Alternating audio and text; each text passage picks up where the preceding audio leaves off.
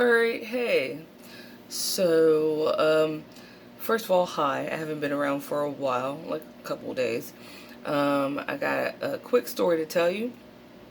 I wanted to talk about the narcissist picking low-hanging fruit. If you don't know what low-hanging fruit is, it's pretty literal. Fruit that hangs low, obviously, is very easy to pick, where the more beautiful fruit is way at the top, where you got to put in some what?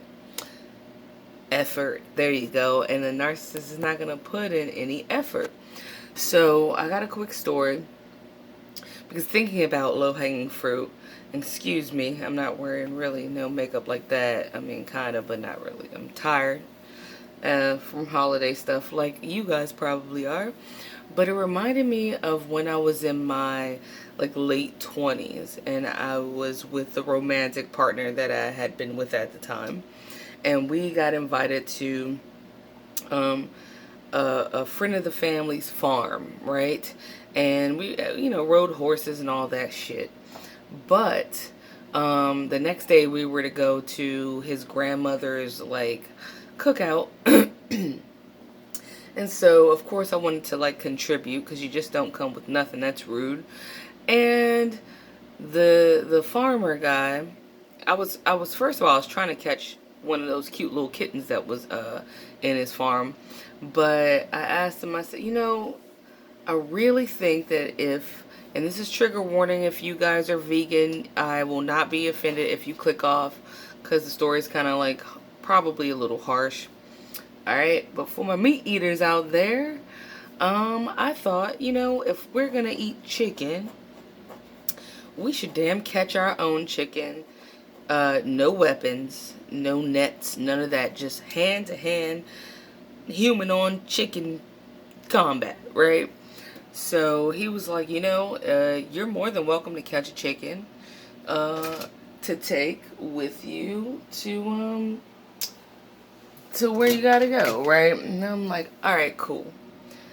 I saw these really beautiful black chickens. I had never seen a black chicken in my life, by the way. No chicken racism out there. I'm just saying the black chickens were cool looking, and I was like, man, I'm gonna catch one of those.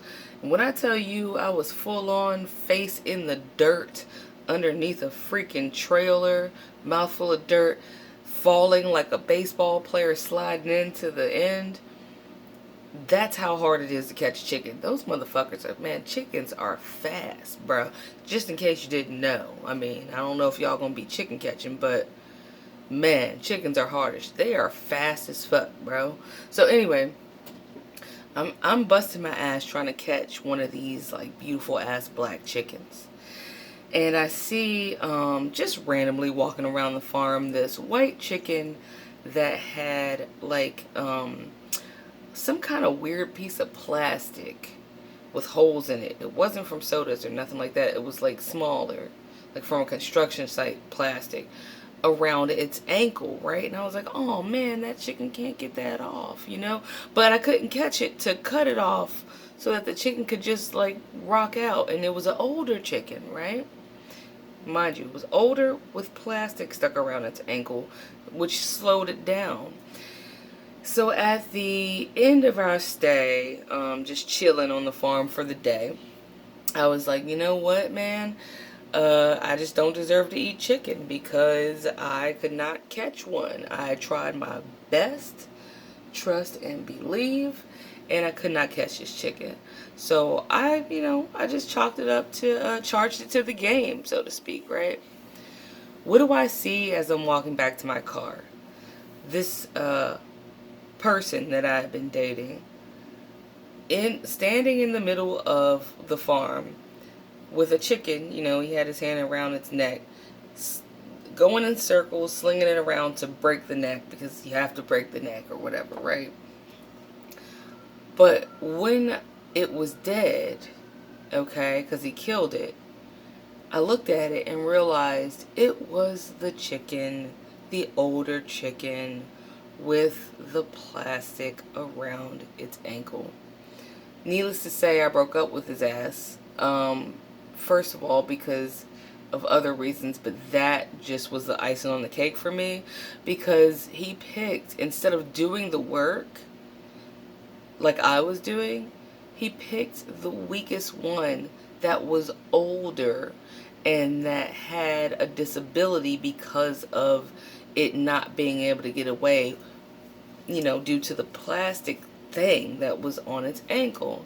And I just looked at him like, how could you kill that animal when it didn't have a fair shot to get away from you?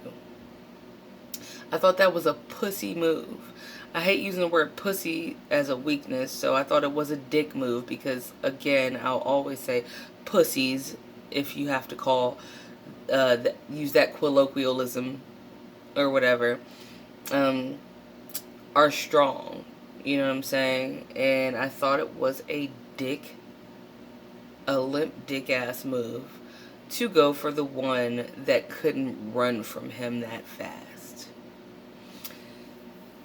I already know that you guys are smart, and you don't even have to be smart to get where I'm going, but where I'm going is that is the same way the narcissists, when they settle for their prey, when they settle, that doesn't mean you. I'm talking about when they settle, because he had to settle for that as being adequate enough to eat later, right? I thought it was so gross that he settled for not doing the work, and for not getting his hands dirty, and for not getting himself dirty, for just picking up the easy one to pick up, which was the one with least resistance due to some form of disability. Even the fact that it was older, it's like, why do you want an older one? Why don't you square up with these young ones like I'm doing, right? And it reminded me just now, while I was chilling, eating dinner, which I put to the side because I'm like, I needed to make a video anyway. I haven't seen y'all. So it reminded me of what it means for the narcissist to pick low hanging fruit. The narcissist will always settle for that one supply, or a few, but it's always one major one, right? Whether they be older or just too young to understand. Either way, they can't run that fast. And the narcissist knows that, smells that, and would rather just scoop that up than to put in the work with someone like you, who might be like one of them fast-ass black chickens that I never caught, by the way. So I'm sure they got to die happy, not in somebody's oven or on their plate. Anyway, I love y'all. I just thought it was interesting. That story came to mind.